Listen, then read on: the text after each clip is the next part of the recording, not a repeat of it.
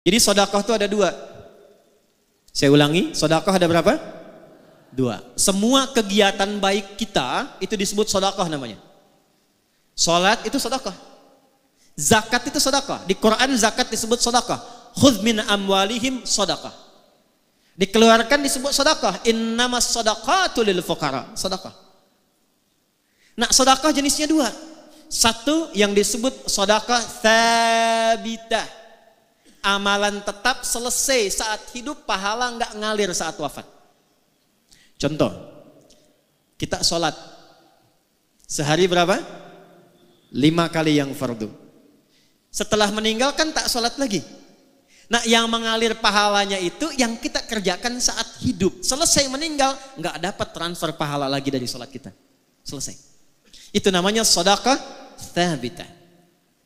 Tapi kalau Anda siapkan karpet untuk masjid, saya mau titip 1 keran untuk orang wudhu, saya mau titip genteng 1 saja untuk yang di masjid, saya mau titip 1 mushaf untuk dibacakan oleh anak-anak penghafal Quran, kemampuan cuma 1, bekal cuma 50.000, saya belikan mushaf, saya simpan di Masjid Al-Musannif misal.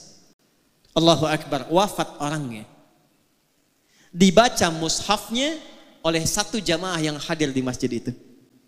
Begitu dibacakan 1 huruf saja, Nun, berlakulah hadis At-Tirmidzi nomor hadis 2910. Man qara'a harfan min kitabillahi falahu asyru hasanat.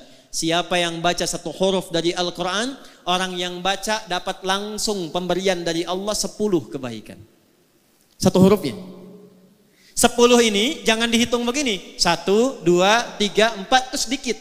10 itu di hadis Muslim, analoginya sama dengan ke masjid dapat 25, jarak 1 ke 2-nya 500 tahun, 2 ke 3 500 tahun, 3 ke 4 500 tahun. Ditampakkannya nanti saat sakaratul maut.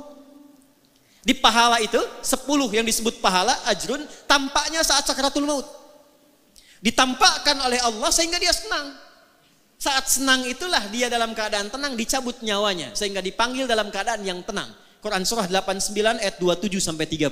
Ya ayyatuhan nafsul. Kenapa mutmainnah? Karena tenang, diperlihatkan bagian pahalanya. Dibacakan 10 dapat. Tapi hadisnya belum selesai. Hadis Muslim, man dalla ala khairin falahu ajruhu mithla adli fa'ilihi min ghairi an yankusa min adli syai'. Itu mushaf punya siapa yang dibaca tadi? Apakah punya yang jamaah yang baca?